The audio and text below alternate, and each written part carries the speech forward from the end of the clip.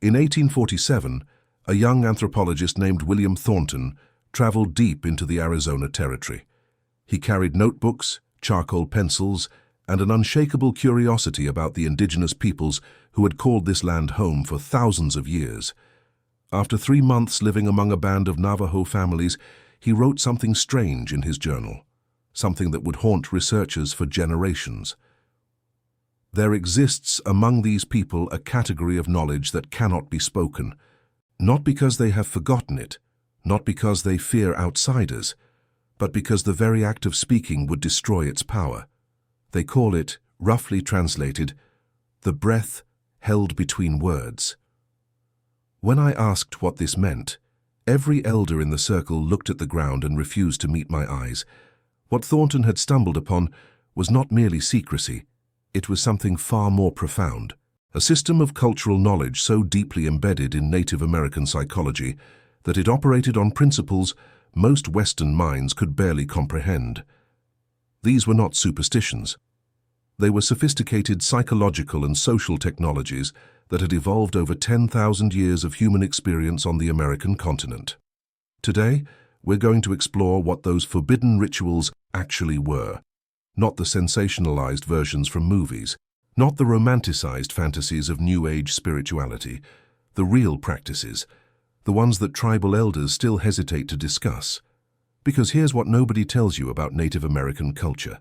The stuff taught in schools, displayed in museums, the ceremonies photographed for National Geographic, all of that represents maybe 5% of the actual spiritual life of indigenous peoples. The other 95% exists in a realm of carefully guarded silence. Passed down through generations in whispers, demonstrated rather than explained, experienced rather than described. Let's start with something that sounds almost too simple to be significant: the practice of deliberate silence. In Western culture, silence is usually considered an absence, an awkward pause, a void needing to be filled. But among numerous Native American tribes, from the Lakota of the Great Plains to the Hopi of the desert Southwest, silence was treated as a substance, something tangible that could be cultivated and deployed for specific purposes. The Lakota had a practice they rarely discussed with outsiders. Young men and women approaching adulthood would be taken by elders to remote locations, sometimes caves, sometimes hilltops, sometimes clearings in dense forest. There they would maintain absolute silence for periods ranging from 4 days to several weeks. No speaking, no singing, no humming. But the silence wasn't just about not making sounds. Participants were trained to quiet their internal monologue, that voice in your head that narrates your experience and chatters from the moment you wake until you fall asleep. Native elders understood, centuries before modern psychology, that this internal voice was not the true self. It was mental interference. Learning to quiet it opened doorways to entirely different modes of perception. A Lakota elder interviewed in the 1920s described it this way: when you stop talking to yourself, you can finally hear what the world is trying to tell you. The wind has words, the stones have memories, but you cannot receive them while filling the silence with your own noise. If this sounds like mystical nonsense, consider this. Modern neuroscience has confirmed that prolonged silence actually changes the brain. A 2013 study found that 2 hours of silence per day prompted cell development in the hippocampus, the brain region related to memory formation. Extended silence lowers blood pressure, decreases stress hormones, and promotes neuron growth. The Native Americans figured this out thousands of years ago, without brain scans, without controlled studies. Through careful observation passed down through hundreds of generations. But the silence rituals were just the beginning. They were preparatory. An clearing of mental ground before deeper work could begin. Among the Ojibwe people of the Great Lakes region, there existed a practice called walking between the worlds. It involved systematic dismantling of the participants' ordinary sense of reality. An elder would take a young person into the forest at dusk. As darkness fell, the elder would begin telling special stories crafted over generations for this purpose. The stories contained deliberate contradictions. Events happened in impossible sequences. Characters existed in 2 places at once. Time flowed backward and forward simultaneously. The young person was instructed to follow closely, trying to make sense of it. This effort to comprehend the incomprehensible created a specific mental state, a loosening of the rigid categories that normally organize perception. The forest, in deepening darkness, took on a quality of unreality. Was that shadow a tree or a bear? Was that sound the wind or a voice? At the moment of maximum disorientation, the elder would fall completely silent. The young person was left alone in darkness, their ordinary mental framework suspended, their perception of reality fundamentally destabilized. What happened next varied. Some reported encounters with animal spirits, others described conversations with ancestors. Many experienced what we might call temporary ego death, a complete dissolution of their ordinary sense of self, followed by profound restructuring of identity. The Ojibwe understood these not as hallucinations, but as glimpses of fuller reality beneath everyday perception. The ordinary world, they taught, was the illusion, a simplified version that human minds construct because full complexity would be overwhelming. Similar practices existed among the Apache, though focused on training the mind to hold multiple contradictory ideas simultaneously. Young warriors would be presented with impossible scenarios. A man must travel east and west at the same time. An arrow must hit and miss its target in the same moment. The purpose wasn't finding answers to these paradoxes, it was training the mind to operate outside normal constraints. Apache warriors who underwent this training reported cognitive flexibility that gave them decisive advantages in combat chaos. When ordinary logic failed, their minds found the third option beyond yes and no. Modern cognitive psychology calls this divergent thinking, considered key to creativity and problem-solving. Techniques to develop it are now taught in business schools worldwide. But the Apache were developing this capacity systematically, thousands of years before management consultants discovered it. Why were these practices kept secret? Several reasons. First, pragmatic concern. Many rituals involved psychological vulnerability. The participants' mental defenses were deliberately lowered, their sense of reality destabilized. Without proper guidance, such practices could cause serious harm. Second, appropriateness. Not everyone was ready. Maturity, stability, and preparation were required. The rituals were gate-kept out of care, not elitism. Third, the understanding that language could distort these experiences. The Navajo believed words create what they describe. Speaking about certain experiences would alter them for future participants. Modern research on placebo effects confirms this. What we expect to experience shapes what we actually experience. But there were darker reasons too. As colonization intensified, Native Americans learned their practices would be targeted for destruction. Missionaries viewed indigenous rituals as devil worship. Government policies aimed to kill the Indian to save the man. Spiritual traditions were among the first casualties, so secrecy deepened. Practices went underground, preserved in whispers, taught in hidden locations. What began as appropriate caution became desperate preservation. This brings us to the forbidden rituals involving what we might call induced altered states. Let's be clear, mind-altering substances were just one small part of Native American spiritual practice, wildly overemphasized by outsiders. Most practices involved no substances at all. That said, certain tribes did develop sophisticated practices involving plants with psychoactive properties. These were among the most carefully guarded secrets. The Huichol people developed peyote rituals so complex they put modern psychedelic therapy to shame. Preparation began weeks in advance. Participants underwent physical purification, dietary restrictions, and psychological preparation. The ceremony was guided by specialists who had spent decades learning the art of navigating altered states. The Huichol understood something Western culture is only beginning to grasp. The quality of a psychedelic experience depends enormously on set and setting, the mental state and environment. They had optimized both to extraordinary degrees. They also developed techniques for managing difficult experiences, what modern users call bad trips. Specific songs, physical interventions, and verbal guidance that could shift challenging experiences into productive ones. These techniques were closely guarded, passed down only to those who demonstrated years of competence and trustworthiness.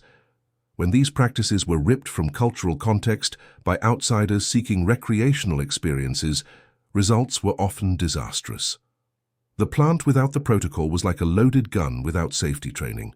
Check if you are already subscribed to this channel, because if you want to understand the true depth of human spiritual achievement, the wisdom that Western civilization nearly destroyed but couldn't quite extinguish, this is where you'll find it. Subscribe now, and let's continue this journey together. The year was 1891. A young ethnographer named James Mooney had been living among the Cherokee for nearly 3 years. One evening, an elder named Swimming Bear approached him with an unusual offer. "You have been a good guest among us," Swimming Bear said. "You have listened more than spoken. Because of this, I will tell you something we don't normally share with outsiders, but I will only tell you once, and you must never write it down." What Swimming Bear described was a category of ritual the Cherokee called becoming other than you were, reserved for moments of profound personal crisis, when an individual's ordinary identity had become so damaged that only complete transformation could save them. This wasn't about changing behavior or adjusting attitude. This was about dismantling the very foundation of who you believed yourself to be and constructing an entirely new person from the ground up. The process began with the dissolution.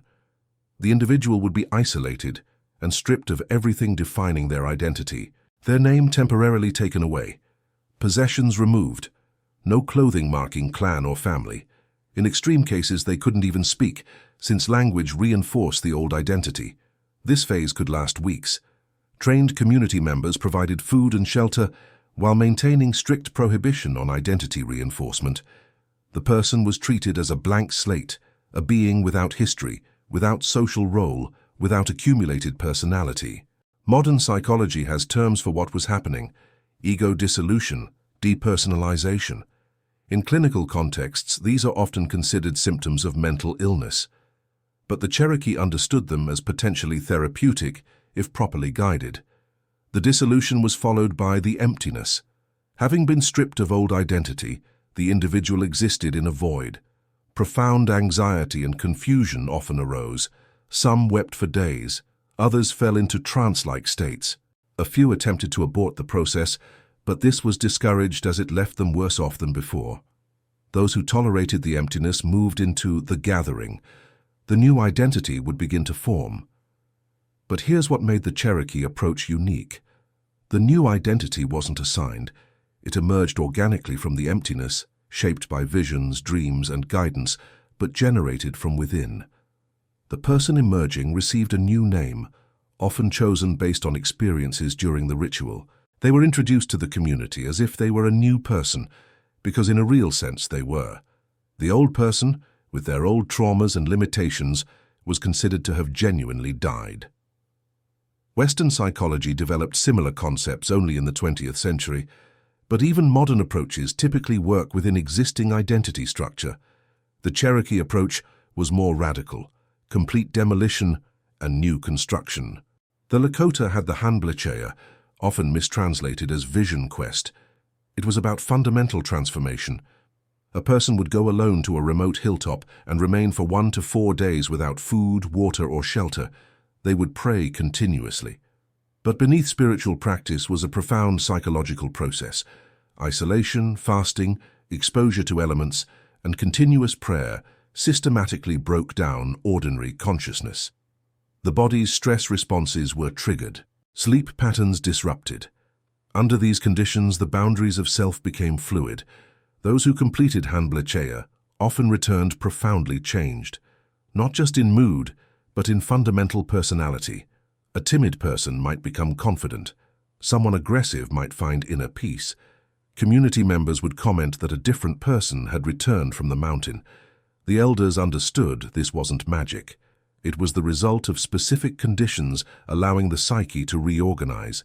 They had identified, through centuries of experimentation, the precise combination of stressors, creating optimal conditions for transformation. Modern research on transformative experiences has begun validating these insights. Studies on psychedelic therapy, extreme physical challenges, and intensive meditation show that under specific conditions, lasting personality change is possible. What the Lakota knew from generations of observation, modern neuroscience is confirming with brain imaging. But transformation rituals weren't only about individuals. They transformed relationships and entire communities. The Iroquois Confederacy had rituals for transforming conflict into peace. The condolence ceremony, used when making peace with former enemies, could last days. The ceremony began with acknowledging grief. Both sides had lost people they loved. Before peace could be productive, grief had to be honored. The ceremony created space for mourning, tears, articulation of loss. This was psychologically necessary. Next came clearing the mind. Conflict creates cognitive distortions. We demonize enemies, simplify situations into us versus them narratives. The ceremony included rituals for clearing these distortions, metaphorical washing of eyes to see clearly, cleaning ears to hear truly, removing obstruction from throat to speak honestly. Then came transformation itself. Former enemies would be symbolically adopted into each other's families. They received new names, placing them within kinship structures of former opponents. They were assigned relatives, and these weren't honorary titles. They carried real obligations and emotional bonds. The Iroquois understood that humans have deep psychological need for in-group connection. We naturally divide the world into us and them. Simply agreeing to stop fighting doesn't change this. The enemy remains the enemy in our minds. The solution was transforming the categories. By adopting former enemies into kinship systems, the Iroquois changed who counted as us. The psychological mechanisms that had fueled conflict now operated in favor of peace. This was social engineering of the highest order. The Iroquois Confederacy maintained peace among its nations for hundreds of years, an achievement putting modern international relations to shame. In 1936, an old Seneca woman named Harriet Pierce agreed to be interviewed by a Smithsonian researcher. She was nearly 90, one of the last who had grown up in the traditional way before the massive disruptions of the late 19th century.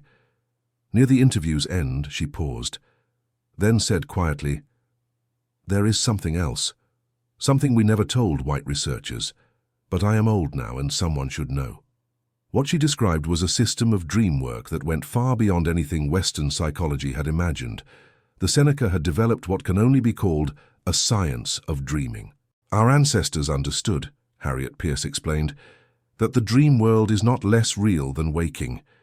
It is more real. In dreams, we see the soul directly. What the soul reveals must be honored, or sickness will follow. This wasn't superstition. The Iroquois had developed sophisticated theory of the psyche anticipating modern depth psychology. They understood that humans have unconscious desires hidden from waking consciousness. They recognized that these hidden aspects demand expression, and denying them leads to illness. They developed ritual practices for identifying and satisfying these needs. The centerpiece was dream-guessing ceremonies.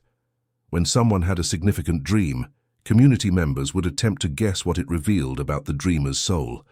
But guessing is the wrong word. Community members were trained dream interpreters. They knew the symbolic language of dreams. They understood that dreams speak in metaphors, that manifest content might conceal deeper meaning. They had techniques for drawing out meaning through careful questioning. Once the dream's meaning was identified, the community would work together to satisfy the revealed desire or need. The Iroquois didn't draw sharp lines between symbolic and literal satisfaction. If a dream revealed that someone's soul needed to be a warrior, the community might organize an actual raid, or at least a mock battle. If a dream revealed need for recognition, a ceremony might honor the dreamer publicly. They also understood some dreams could be satisfied symbolically. If the revealed desire couldn't or shouldn't be literally fulfilled, the community found ways to honor it through ritual, through symbolic action, through stories and songs.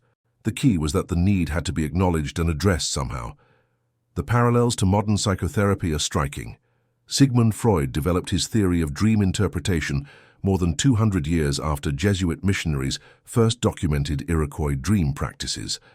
Like the Iroquois, Freud believed dreams revealed hidden aspects of the psyche. But the Iroquois approach was more sophisticated. They understood dream interpretation was not private, but communal. They recognized meaning emerged through dialogue. and they had practical techniques for satisfying unconscious needs, not just understanding them. There was also another category of dream practice, even more secret: techniques for lucid dreaming and dream incubation. The Iroquois believed skilled dreamers could learn to control their dreams, maintain consciousness while in the dream state, and deliberately incubate dreams on specific topics. These skills were considered powerful spiritual tools, taught only to those showing particular aptitude. Training apparently involved prolonged isolation, fasting, and specific mental exercises practiced at the boundary between sleeping and waking. Over time, practitioners developed greater control over the dream state. What could skilled dream practitioners do? According to traditional accounts, they could use dreams to diagnose illness, seeing directly into sick bodies. They could travel in dreams to distant locations. They could encounter spirits and receive teachings. Modern research on lucid dreaming confirms the phenomenon is real. People can learn to maintain consciousness within dreams and exercise some control. What researchers discovered in the late 20th century, Native Americans apparently figured out thousands of years earlier. If you've been deeply moved by what you're learning, if you feel a connection to this ancient wisdom, pause right now and leave a comment saying, "The ancestors speak through these stories." This is important because when you comment, you become part of a community working to honor this knowledge. Your comment is recognition for wisdom that nearly vanished from the earth. The year was 1952. A young Navajo man named Thomas Begay lay in a hospital bed in Gallup, New Mexico, dying of tuberculosis. The doctors had done everything possible. The disease had advanced too far. They gave him perhaps 2 weeks. Thomas's family requested permission to take him home, to die among his people. The doctors agreed, expecting never to see him again. 3 months later, Thomas Begay walked back into that hospital, not as a patient. He was there to show the doctors he was alive. The tuberculosis was gone. His lungs, which had been riddled with lesions, were clear. How? The doctors demanded. Thomas told them about the healing ceremony his family arranged, a complex ritual lasting 9 days, involving chants, sand paintings, herbal preparations, and participation of dozens of community members. A traditional healer had diagnosed not just the physical disease, but the spiritual imbalance that allowed it to take hold. The ceremony addressed both dimensions. The doctors were baffled. They documented the case, filed it away, and tried to forget. It didn't fit any category they understood. Stories like this appear throughout the history of contact between Western medicine and Native American healing. They're difficult to evaluate. We have no controlled studies, no brain scans. But the sheer number of such accounts suggests Native American healing achieved something Western medicine couldn't fully explain. What were these rituals, and how did they work? First, Native American healing was never just about the body. It was about the whole person: physical condition, psychological state, social relationships, spiritual situation. Illness was understood as disturbance in the overall pattern of a person's life. Healing required addressing all dimensions. This holistic approach is compatible with modern understanding of mind-body connections. We now know psychological stress affects immune function. Social isolation increases mortality. Sense of meaning contributes to health outcomes. Native American healers worked with these connections thousands of years before Western science documented them. Navajo healing ceremonies are among the most elaborate ever developed. A major ceremony like the Night Way can last 9 days, involving hundreds of songs, dozens of rituals, intricate sand paintings, and entire community participation. Every element has meaning. Every action is precisely specified. At the center is the concept of Hoju, often translated as beauty, balance, or harmony. Illness is departure from Hojo, disruption of natural order. The ceremony restores Hojo, bringing the patient back into alignment with forces sustaining health. The sand paintings are perhaps most striking. Created on the healing space floor using colored sands, they represent specific spiritual forces. The patient sits on the painting, connecting with patterns and absorbing healing power. At ceremony's end, the painting is destroyed, the sands carrying away illness. Psychologically, sand paintings serve multiple functions. They focus attention, drawing patients from rumination into engagement with something beautiful. They concretize abstract concepts about health. Their creation and destruction enact a narrative of transformation. The songs are equally important. A major ceremony might include several hundred, each with specific healing properties. The healer must memorize all perfectly, because any error could compromise effectiveness. The elaborate structure creates what psychologists call a holding environment, a stable, predictable, meaning-rich context, allowing patients to let go of ordinary defenses and enter states conducive to healing. Modern research on placebo effects demonstrates that treatment effectiveness depends significantly on patient beliefs and expectations. An elaborate, meaningful, community-supported healing ceremony maximizes these factors. Cherokee healers called Didandwisky were masters of both herbal medicine and psychological intervention. The herbal dimension was remarkably sophisticated.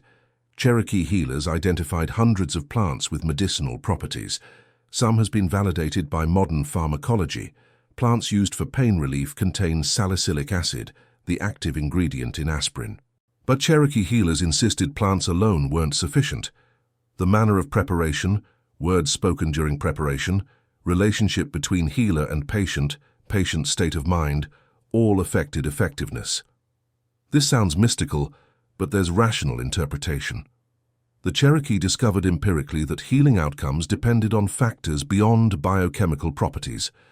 Today we call it therapeutic relationship, treatment compliance, psychosomatic effects. The Cherokee talked about prayers and intentions. The underlying reality may be the same.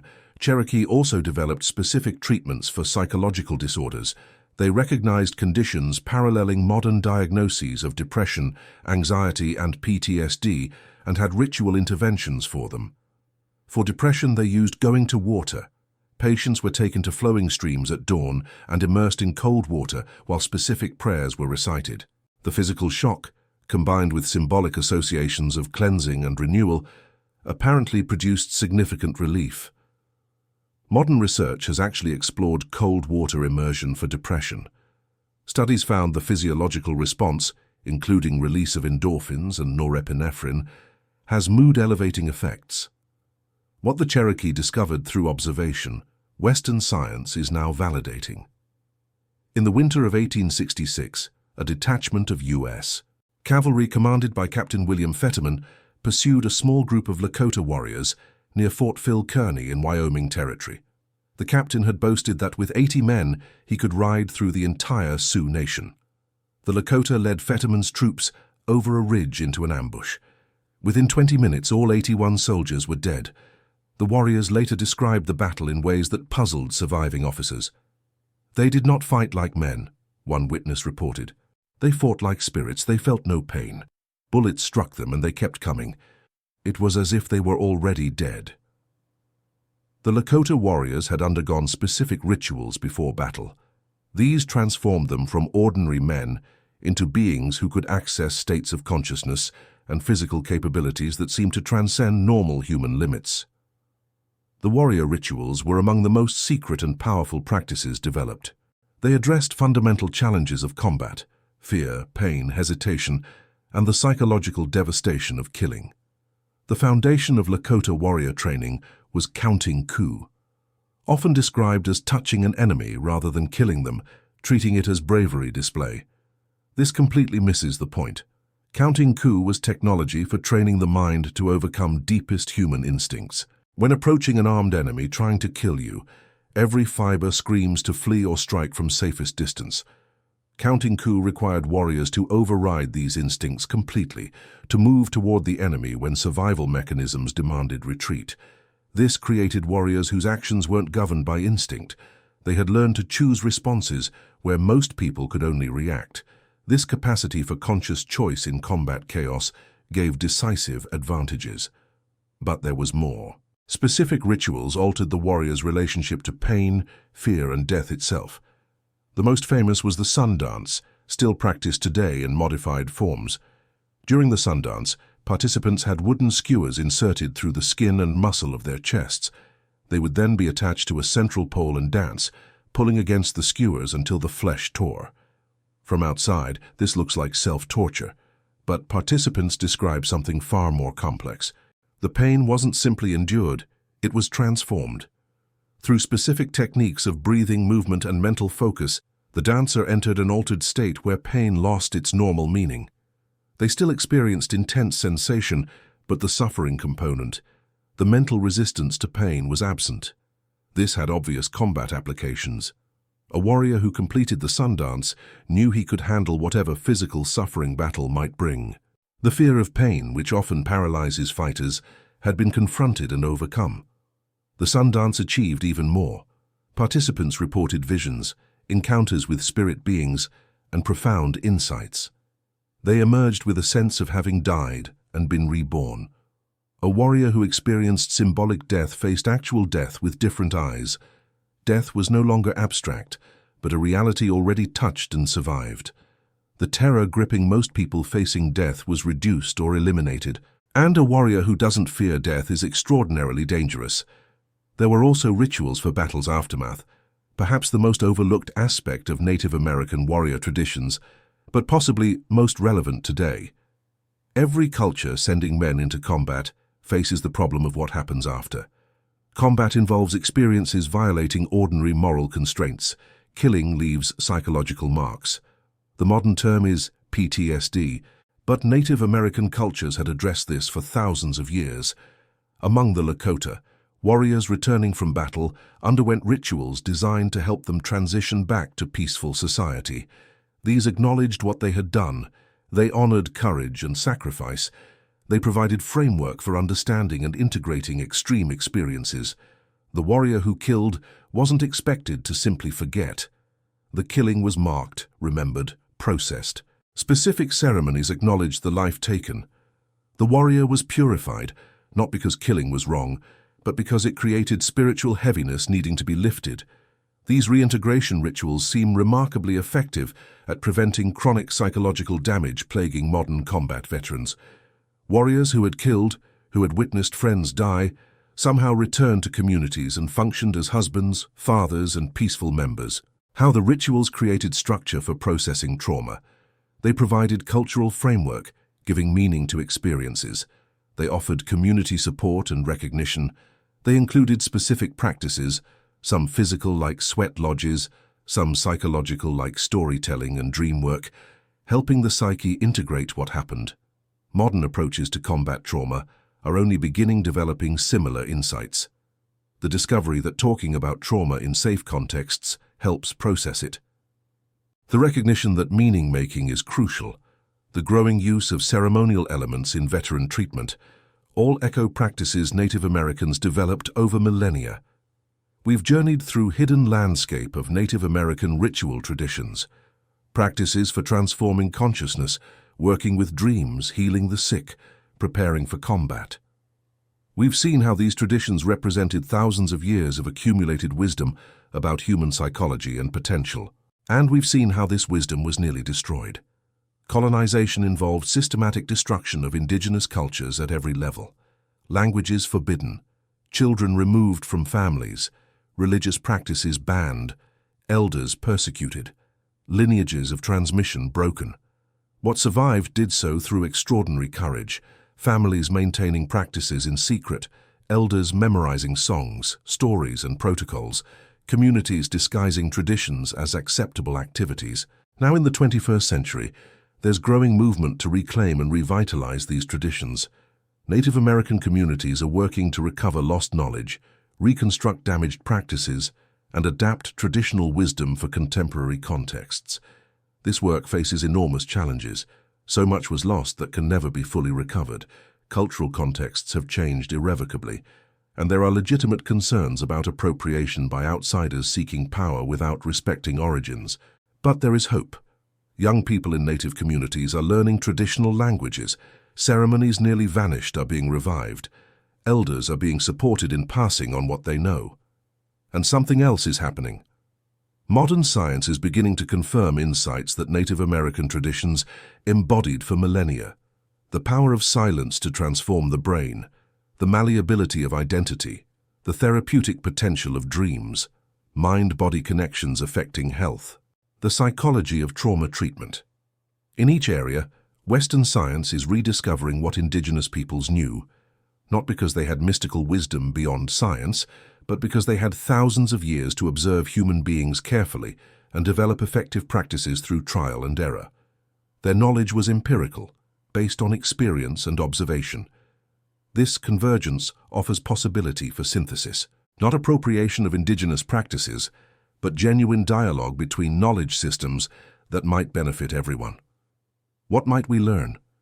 We might learn that humans have far more capacity for psychological transformation than Western culture assumes. That identity is fluid, consciousness malleable, and human potential more expansive than ordinary categories suggest. We might learn that healing requires addressing the whole person. That physical health, psychological well-being, social relationships, and sense of meaning are interconnected. We might learn that some knowledge is best transmitted through experience rather than explanation, that the most profound teachings cannot be captured in words, but must be embodied and lived. We might learn humility. The cultures that developed these practices were not primitive. They were different, operating with different assumptions. But their achievements in understanding human psychology rival and sometimes exceed what modern science has accomplished. The forbidden rituals were not forbidden because they were evil. They were forbidden because they were powerful. They represented hard-won knowledge that could transform individuals and communities, and they were forbidden because colonizers couldn't tolerate the challenge they represented. If indigenous peoples had developed sophisticated consciousness technologies that worked, then narratives of European superiority fell apart. It was safer to dismiss these practices as superstition. That dismissal is no longer tenable. The evidence of efficacy is too strong. The convergence with modern science too clear. The moral imperative to respect indigenous knowledge too pressing. The forbidden rituals are beginning to be spoken of again, not to be appropriated, but understood and honored. Not replicated exactly, which is neither possible nor appropriate, but to inform our understanding of what human beings can achieve. This is perhaps the greatest legacy, demonstration that another way of being human is possible, that limitations we take for granted, our narrow consciousness, fixed identities, vulnerability to suffering, are not inevitable, but conditions that can be transformed. The Native American cultures that developed these practices achieved something remarkable. They mapped territories of human potential. Western civilization barely knew existed. They developed technologies for navigating these territories safely. They embedded these technologies in cultural systems, providing meaning, community, and ethical guidance.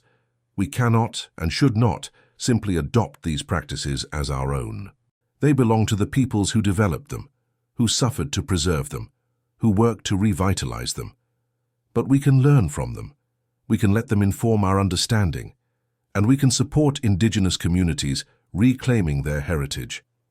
The silence that protected these practices is beginning to break, not because dangers have disappeared, but because the moment calls for sharing. In a world facing unprecedented challenges, the wisdom of peoples who lived sustainably on this continent for thousands of years may be exactly what we need. If you've watched this far, it's because something in this story spoke to you. Something resonated with a part of yourself that knows there is more to human potential than what our culture normally acknowledges. Leave a comment below saying, "I watched this far," so I can get to know you and know who really likes the stories on this channel. Your engagement matters because it creates community. It connects us with others seeking the same deeper understanding. And if this video has given you something of value, please like it and share it with others who might benefit. The wisdom we've explored nearly vanished from the earth. By sharing, you help ensure it reaches those who need it. Thank you for watching. Thank you for your attention and openness. And thank you to the indigenous peoples of North America, whose wisdom we've had the privilege to glimpse, and whose ongoing work to preserve and revitalize their traditions deserves our respect and support. The forbidden rituals are no longer forbidden. They are remembered, and in that remembering, something precious that nearly died is being reborn. Until next time.